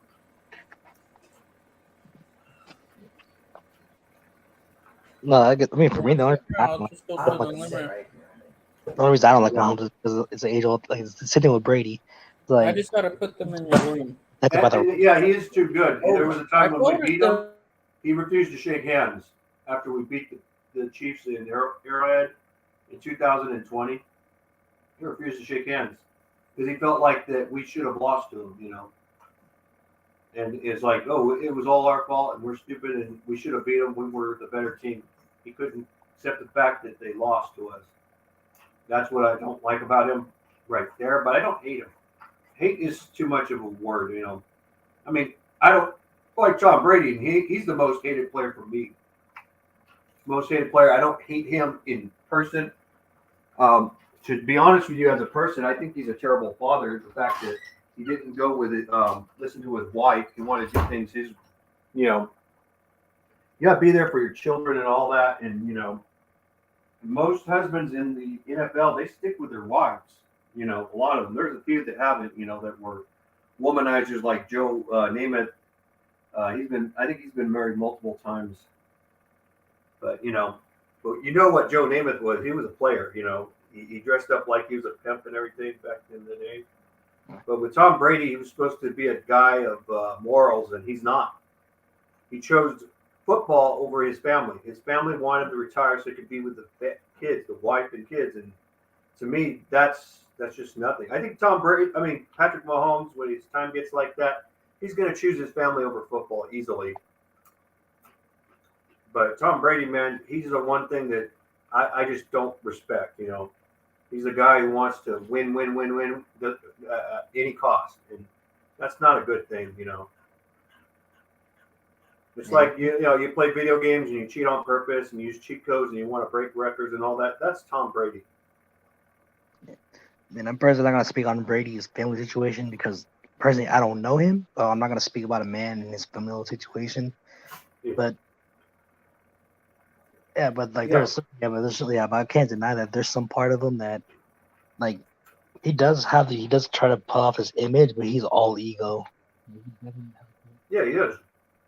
You know, his buddy Gronk. He's a funny guy. He's a clown mostly, but you know. But with him, you can't talk about family because the guy's a bachelor and he can do whatever the fuck he wants. But when you're a husband. You have kids, and he has a kid from another woman too. You know, and he's got to take responsibility and own up to it. You know, football is always last in any sport, anything. Family is always number one. It's got to be number one. And just like Andrew Luck, he thought about his family. He had to retire. No one wanted him to be gone, but he thought about his family. And he was still in his prime, but he had too many concussions. You know, you can't be having that. You know, Yeah. He did the right thing, and and a lot of Colt fans may have not liked it, but it was the right thing to do. You know, he had to think about his family. You know, because this guy could end up being in the hospital, brain dead. You know, going through concussions, and you know, there's a lot of players who've died because of concussions. You know, in the long run. You know. I mean, that's why CT is such a big thing, is because it hasn't really been studied like that up until. Yeah, I know some people believe AB suffering from that thing, whatever, that concussion thing. But the truth was, he was like that from the beginning. Nobody knew about it. They always kept it secret. He became a little louder about it. And Houshmandzadeh called BS on that CTA on it. He said he's had way more concussions than Antonio Brown, and he said that Antonio Brown's just it's a piece of crap. He's much worse of a drama queen than Ocho Cinco. Ocho Cinco, you know, I think AB is way better than Ocho Cinco, but you know, the difference is AB can run routes where Ocho Cinco couldn't. Ocho Cinco just used athleticism and all that. That's all he could do, and AB used all above. You know, much as I don't like the guy, but you know, he was a great player. He was arguably the best receiver in the NFL. Not to mention, as a person too, I think Ocho Cinco is a way better person than AB is too. Yeah. Ever since he left the NFL, he's just been nothing but a legal case and a shit show. Ocho Cinco, after he retired, at least he kept the public eye. Yeah. He spent a shitload of his money. He's not invested his money very well. He's made over 70 or 80 something $1 million. But if you were to look at his account, he probably might even have like 10 or 15 million. In fact, he's going to deal with lawsuits and all that. I mean, someone like me, I could live with 15 million easily. But when you're a guy who has a high ego and buy expensive vehicles and properties and all that, it costs money and everything. And like I said, he made 75 or 80 million, but he never had all that money together. It gets spent quickly. And depending on the state you live, like state tax is gonna mess you up. Yeah, I mean, Derek Carr, I think he's managed his money pretty good. I mean, even basketball players have managed their money. Shaquille O'Neal, he manages his money and he still has to work. He wants to work, he doesn't have to, He does it because he wants to, It's because Shaq did the smart thing. He invested while he was still playing. Oh, yeah. Because let's just say, I don't know, like Shaq was playing. He made an investment that went bad, but he still had enough talent to get that next contract. If you start investing after you're done working, where are you going to get income from? And he was a spender, believe it or not. He was a big spender, but he knew how to spend. I think I remember him. Save. I think Shaq spent $1 million at Walmart one time. He has the record for it or something. Yeah, he always wanted to have the biggest bed too. And he would say this is Shaq. He says, "Anybody who tries to get a bigger bed than me, it's all." Because I saw his bed. It was before he divorced his first wife and everything. They had a huge round bed. I mean, that bed was like bigger than my whole room. I mean, that's how big it was. His whole family was on his wife and kids and everything. It was a huge bed. It was really big. It was a round bed, though. But even Michael Jordan, too. He owns a Ferrari company, and, he makes a lot of money still. Got a new wife. Even coming up, Jordan Kennedy, is he still the owner of it? Huh? Like Jordan has like a Jordan shoe brand, I think. And he's like a billionaire. He owns shoes, the Air Jordans, but he has sponsors with. I think he still has sponsors with Gatorade too, and McDonald's. Although personally, I hate McDonald's though.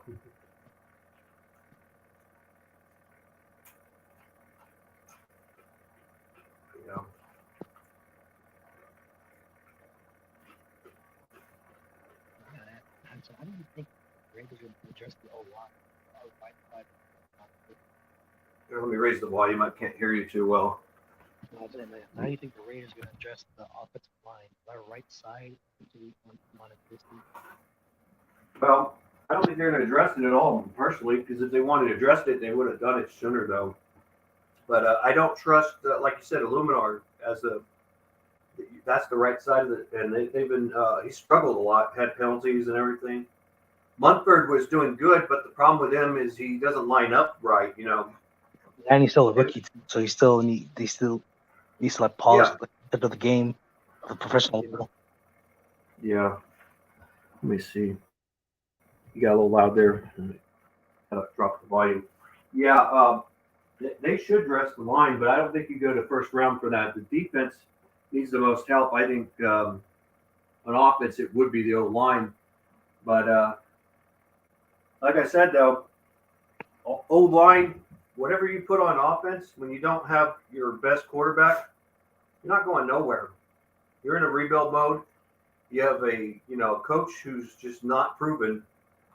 And there are coaches that don't want to draft a quarterback. They'd rather use what they got or get somebody in free agency like Gruden did. He went for Gannon, and he did that. He never built up a quarterback as a head coach. He did that as a quarterback coach, but not as a head coach, And I don't think Josh McDaniels could develop a quarterback. I really don't. I think as an OC maybe, but not as a head coach.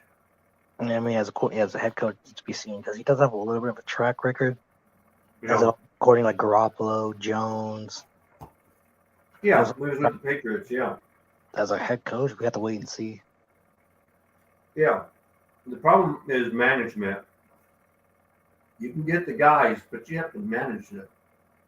See, as a coordinator, for him, it's a lot easier. As a head coach, it's really difficult. You know, I mean, the only way he's going to look good is if he doesn't have to concentrate on management on the defense. Is if he gets a Vic Fangio, he could do good, but I don't think they could go to the playoffs if you're going to start over with a quarterback. It doesn't matter what coordinator you get, you know, unless you got a really super dominant defense. But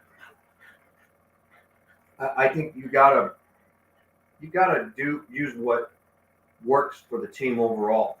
If you change everything completely, and that's what Josh McDaniels wants to do, change it to something that he wants. But when you do that, it causes problems. You have to do things you don't want to do sometimes. And he's not a guy that likes to do that. And that's like Tom Coughlin. That's why he didn't last long as the Jaguar head coach, because he was a building team. And then he went to New York where it was already set. And then he coached that team.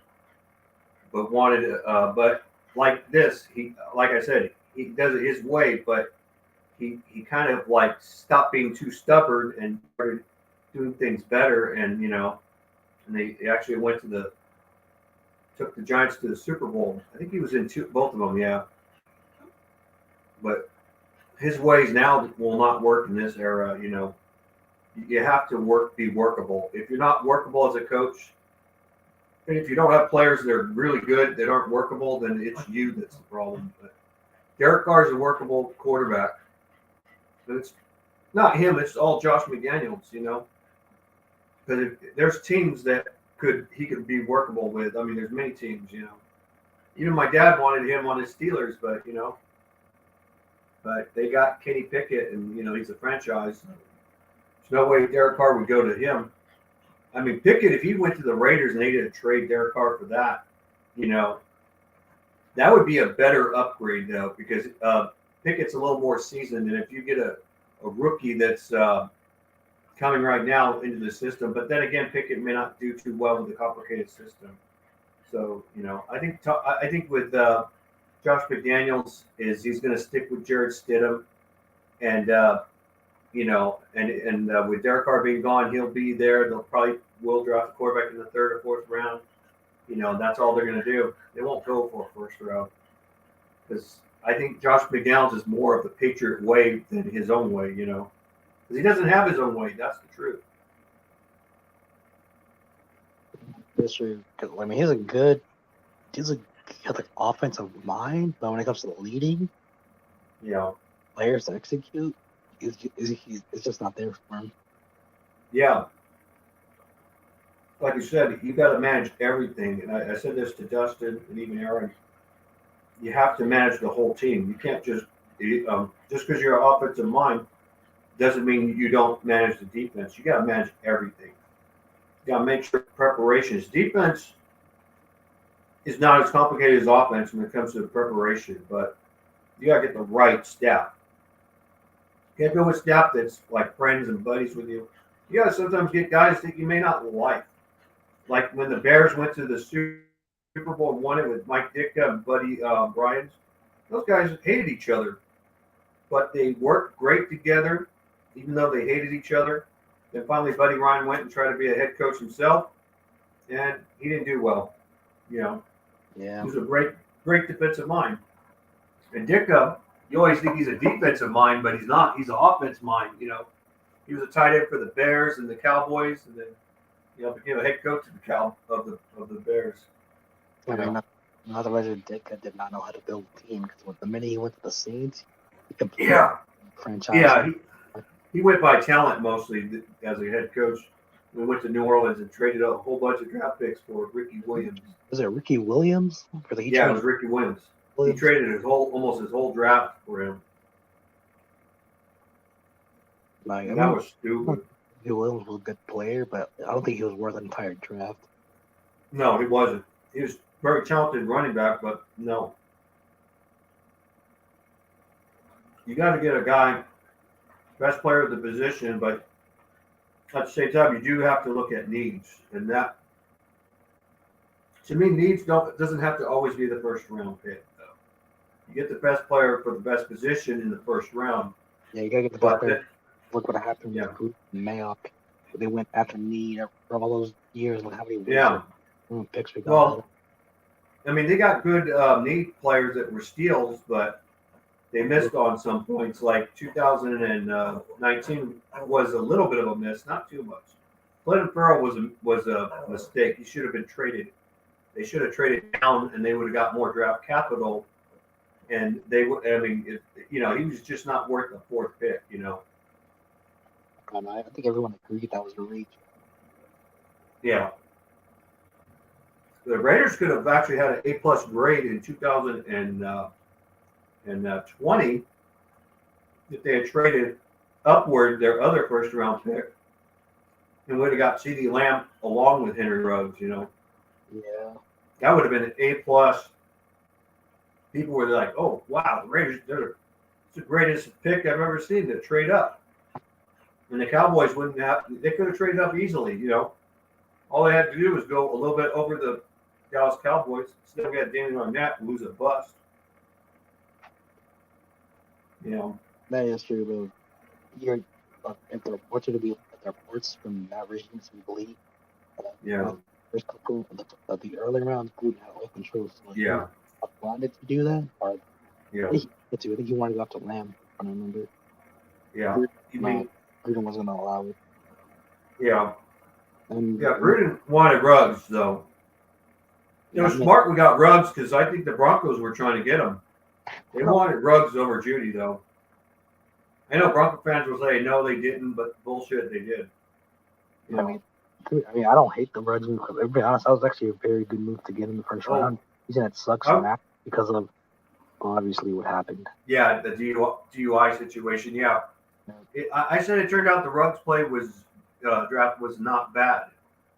I'm not going to go by that DUI or anything. I'm just going to go by his production. His production was looking good. If he had not done that DUI thing, he'd have over 1,000 yards receiving. And Adams, my God.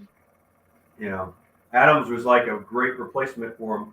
Even though he's not a speed demon like Ruggs, but he can make impossible catches and he runs routes a little bit better because he's more experienced than Ruggs,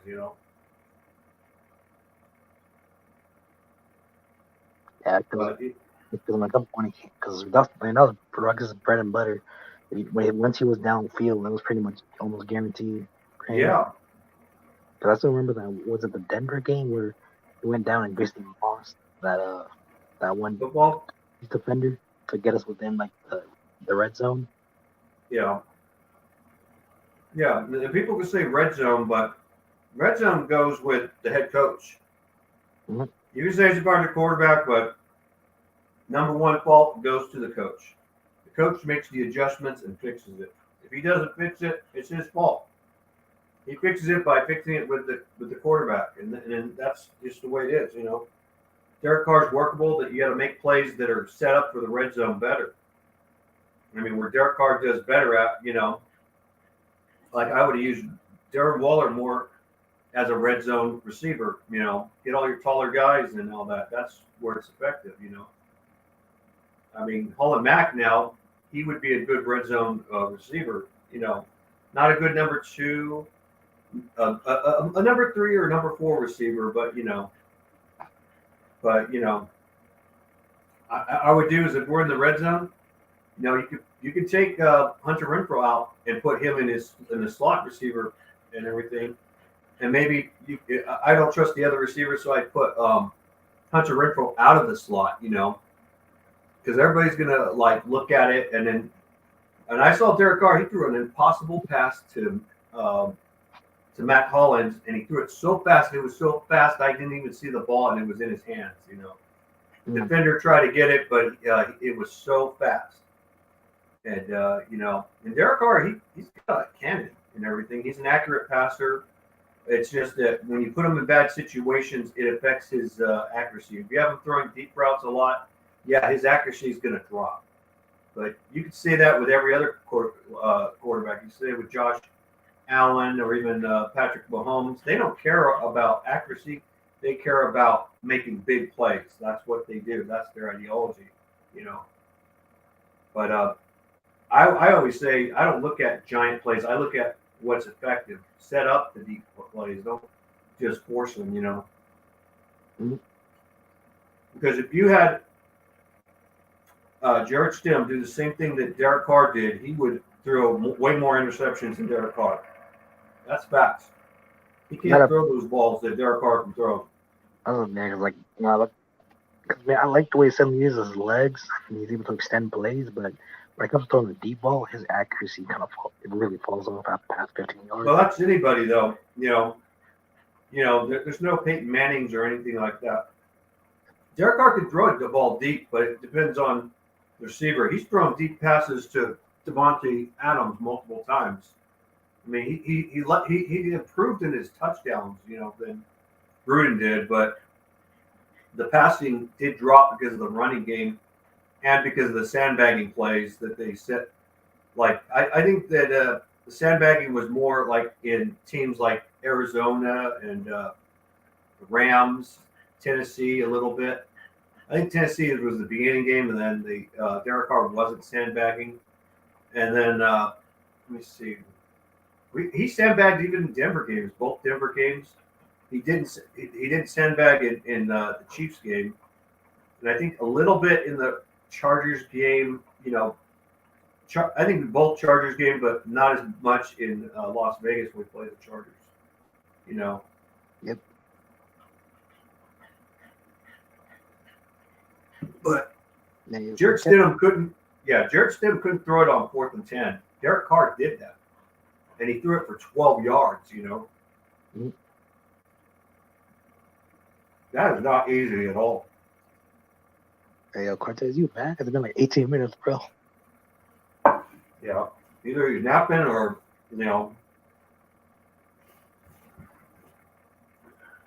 or he's busy with his. He's a care provider. Okay. I know what that's like because I was a care provider for my late grandmother, and my mom. No, he was a care provider. No, my bad. Yeah, it's understandable. I worked for IHS for some years. It's not an easy job. It wasn't a job that I really wanted, but I took care of my grandmother because she needed it. Mm-hmm. Then my mom, I did too. Jobs were tough in the 2010 area, and then I had her in 2013. I was a care provider till 2018, almost 2019. I was struggling with chronic headaches really bad, and you could not do a care providing job with multiple chronic headaches at the same time, and they were getting worse for me. Hey, I have a quick question. Oh, Sure.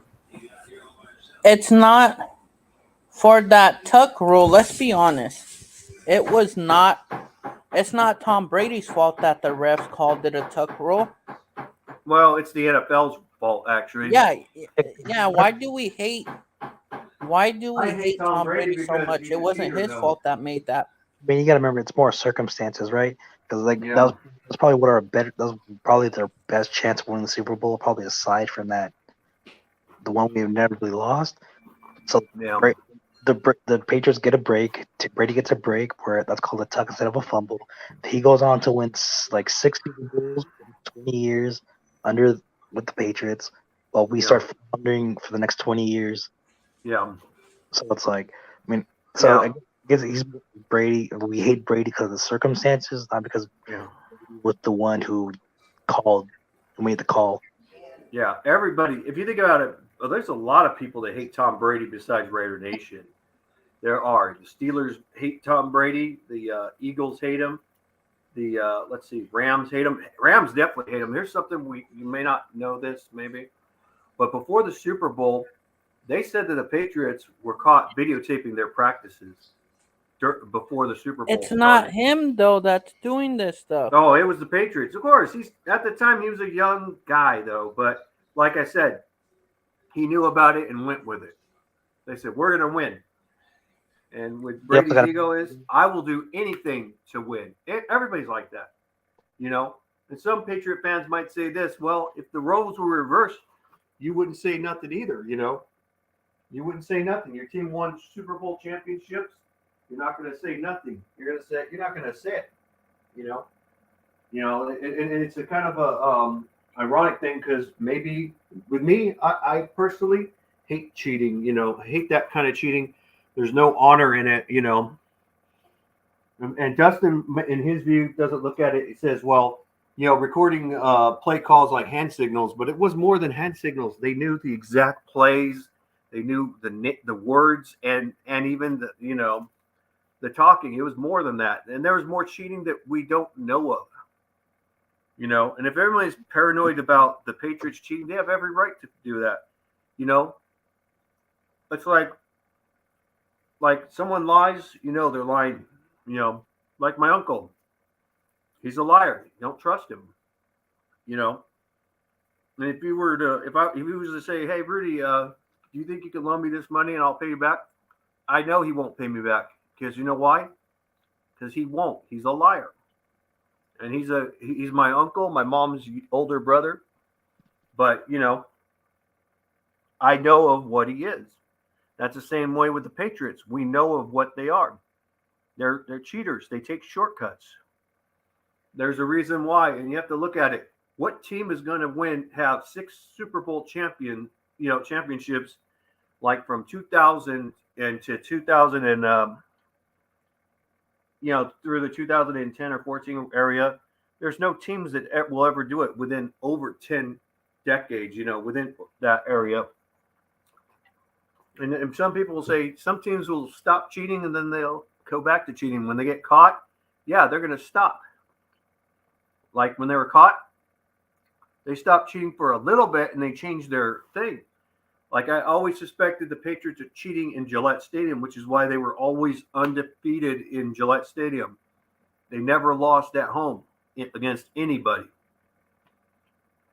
That's where I had another suspect of them cheating. But, they're cheaters. That's Bill Belichick's way. I think their defense genius. Their defense is genius. They always are a good defensive mind team. But does cheating make a team better? And does it improve players? Yeah, it does. Just like steroids, it improves your performance. That's what the cheating did. It performance. Tom Brady learned a lot, and when he went to the Tampa Bay Bucks, he didn't cheat though, but he had all that knowledge from cheating. He knew that the only way you're going to win a championship is to have a team that has got the talent around you. A good offensive line, a decent running back, great wide receivers, and good defense. Very good defense. And he was smart to go to Tampa. Tampa was the perfect team for him to go to. That's the perfect example, though.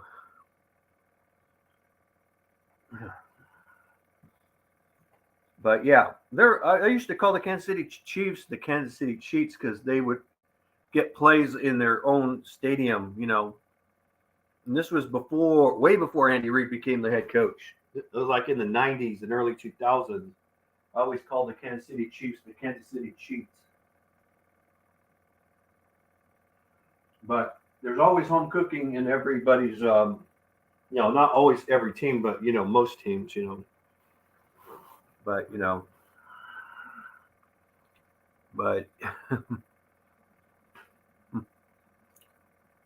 but I don't think you're not going to see the Patriots go to another Super Bowl with Bill Belichick. I think his Super Bowl career is over, as a head coach.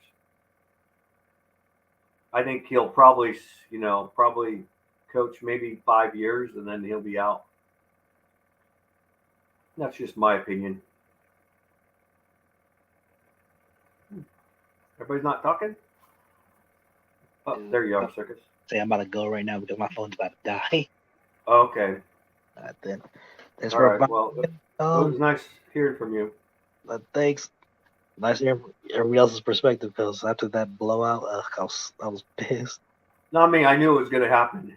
It didn't go as like I thought it would be, but I got the 13 points right though. But I thought we were going to get killed 45-13, but it went 31-13. Thanks for inviting me up. Thanks for the opinions, and I'll see you later. No problem. Later, Circus. Later, Cortez. If you can hear me. Yeah. Oh, he's busy, but What happened, there you Rudy? are. Hey, what's up? Yeah, Circus had to go. What, Circus said that he had it to go? Yeah, his phone was dying. Oh shit. Oh Yeah. shit, I'm watching this game. It's interesting. 4th and Oh. 13. Yeah. Jacksonville's about to win. Oh, Josh, is that the Buffalo Bill game?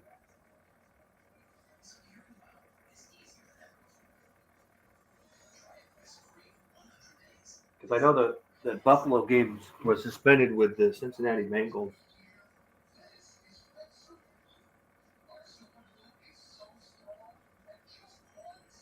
Let's see. Turn the TV on. Like I said, I was expected for us to lose. You know, I knew we were going to lose. Oh, the Jags. Okay, and the Tennessee Titans.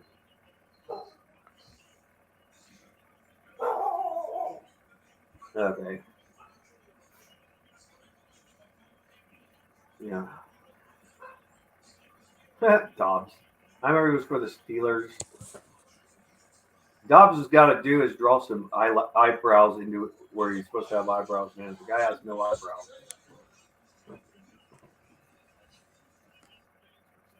It's like I want to get a marker and just draw in some eyebrows for him. What happened? Oh, Jaguars. Okay. They're sitting on it. Looks like Jaguars are clinched. They're in and Tennessee is out.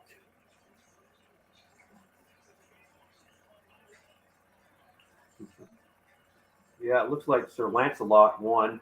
And I say Sir Lancelot, that's Trevor Lawrence. Hey, Rudy, I think I'm going to end the live. Okay, it's no problem, man. Yeah, It bro, was a it was pleasure. a good time. I'm about to do another one soon. Okay, if you do, just message me on Messenger. Yeah, bro, I appreciate you for pulling up. I thank everybody that showed up.